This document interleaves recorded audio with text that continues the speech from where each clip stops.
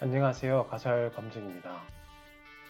저번 시간에는 코로나로 주가가 급등한 이후로 현재 행보하고 있는 장세에서 이 어려움을 기회로 만들기 위해 아직 주가가 반등하지 못한 리오프닝 기업들을 공부해야 한다고 하였습니다. 저번에는 그중 주류의 사례를 다뤘었는데 앞에 내용이 궁금하신 분들은 위에 I를 눌러 확인해 보세요.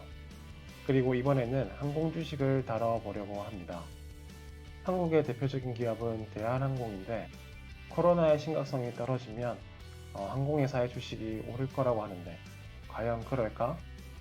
라는 가설을 가지고 주류회사처럼 그동안 확진자 수의 변화에 따라서 대한항공 주식이 얼마나 함께 연동했었는지 확인해 보고자 합니다. 2020년 12월을 기준으로 6월까지 확진자 수가 줄어드는 추세였는데 대한항공 주가를 보면 12월을 기준으로 다시 한 번 더 상승하고 있는 것을 확인할 수 있습니다. 그리고 올해 6월 델타 바이러스로 코로나 확진자가 급증하자 대한항공 주가도 다시 떨어지고 있는 추세입니다. 즉, 확진자 수가 줄어들면 다시 주가가 상승할 가능성이 높다고 유추할 수 있습니다. 그렇다면 왜 확진자 수 증가에 따라서 대한항공 주가가 영향을 받는다고 볼 수 있을까요? 여러 가지 이유가 있겠지만 그중 거리두기 정책 변화에 따라 사람들의 모임과 이동 변화가 일어나기 때문입니다. 12월 이후 5월에 단계적 완화를 하면서 사람들의 모임과 이동을 다시 활발하게 하고 있다고 볼 수 있는 지표.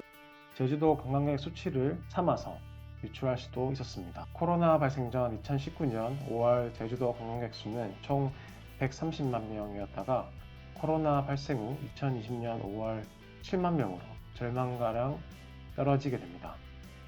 하지만 거리두기 완화가 되면서 2021년 5월에는 다시 2019년 수준으로 관광객이 바로 회복하는 모습을 볼 수가 있습니다. 해외여행을 나가지 못하자 제주도로 수요가 몰리면서 빠른 회복세를 보여주고 있는 것을 확인할 수가 있습니다.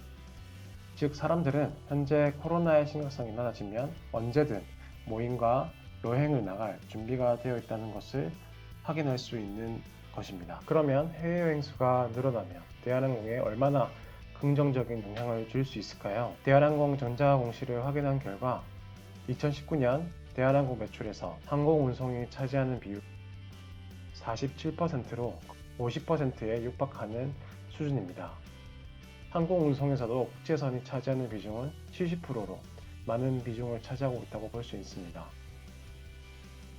해외여행은 다른 나라와의 관계도 있기 때문에 우리나라 코로나 심각성이 낮아진다고 해서 바로 해외여행을 할 수 있는 것은 아니지만 많은 나라의 국민들이 해외여행을 하고자 하는 수요를 참고 있는 상황을 감안하면 빠른 매출 회복이 가능할 것이라고 유추할 수 있을 것 같습니다. 그리고 그 시점은 백신의 FDA 승인으로 점점 더 앞당겨지고 있는 상황입니다. 그렇다면 전 세계 주식시장의 40% 이상을 차지하고 있는 미국 시장에서 미국 항공사는 어떨까요? 미국에는 여러 항공사가 있는데 그 중에 관심 있게 보고 있는 회사는 델타 항공과 사우스웨스트 항공입니다. 많은 항공사 중에서 왜 그렇게 생각하는지 더 자세히 다루고 싶지만 영상 길이가 너무 길어지는 관계로 자세한 내용은 다음 영상에서 더 다루어 보도록 하겠습니다.